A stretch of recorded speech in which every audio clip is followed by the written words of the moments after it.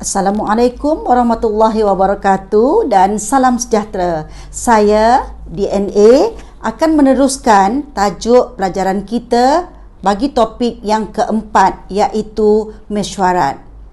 4 perkara yang perlu kita pelajari dalam tajuk mesyuarat. Yang pertama ialah menganjur mesyuarat.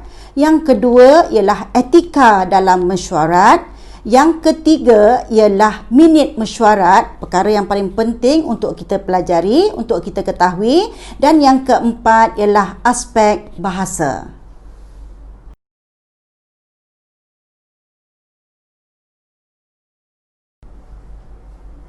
Apa yang dimaksudkan dengan mesyuarat?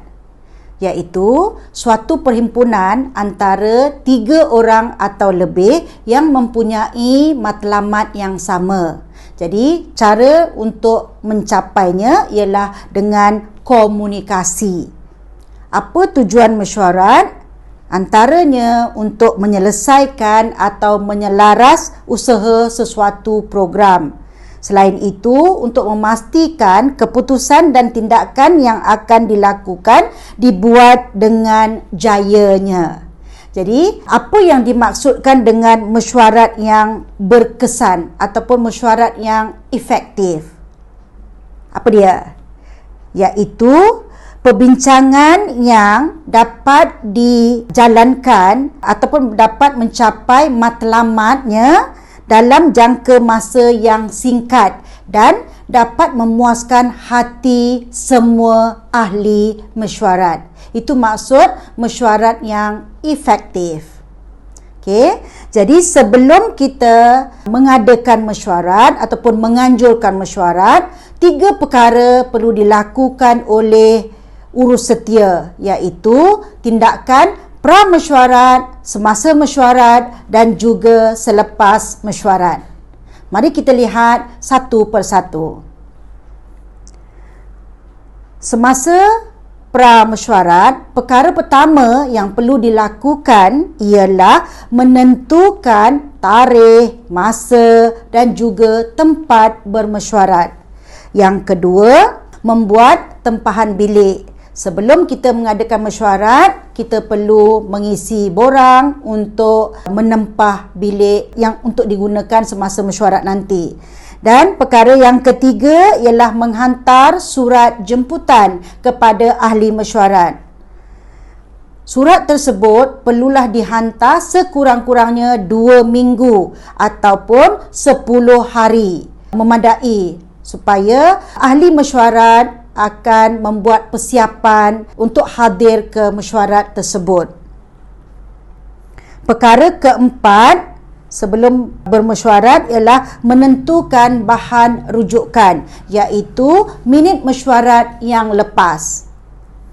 Yang seterusnya ialah persediaan kemudahan di bilik mesyuarat. Antara lain, sebelum bermesyuarat, pihak urus setia perlu memastikan bahawa bilik sesuai dengan jumlah ahli mesyuarat, bilik bersih dan kemas, kemudian menyusun nama ahli jawatan kuasa mesyuarat, dan paling penting ialah menyediakan alat pembesar suara dan pastikan alat pembesar suara dalam kondisi yang baik, yang bagus, dapat berfungsi dengan sempurna.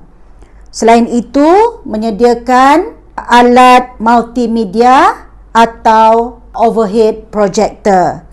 Juga perkara yang agak penting sebelum mesyuarat ialah tempahan minuman ataupun makanan selepas bermesyuarat. Okey, perkara yang keenam ialah menentukan kehadiran. Jadi, pihak urus setia perlu memastikan sekurang-kurangnya 2 hari sebelum mesyuarat kehadiran ahli mesyuarat. Itu saja perkara yang perlu dilakukan pra-mesyuarat.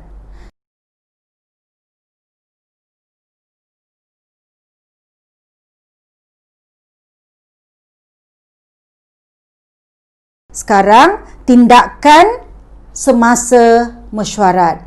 Biasanya dalam mesyuarat kita akan membincangkan antara lain agenda-agendanya adalah seperti ucapan pengerusi, kemudian pengesahan minit mesyuarat, perkara ketiga perkara berbangkit, seterusnya perbincangan pelaksanaan program, pembentukan jawatan kuasa pelaksana, anggaran perbelanjaan dan juga hal-hal lain.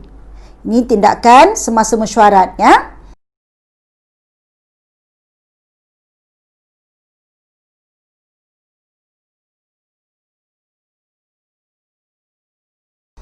Jadi, pihak urus setia, terutama setiausaha, perlulah mencatat minit mesyuarat. Dalam minit mesyuarat tersebut, perkara-perkara seperti senarai kehadiran, perkara penting yang dibincangkan, keputusan-keputusan yang dibuat, juga tindakan-tindakan susulan yang perlu diambil. Itu tindakan semasa mesyuarat.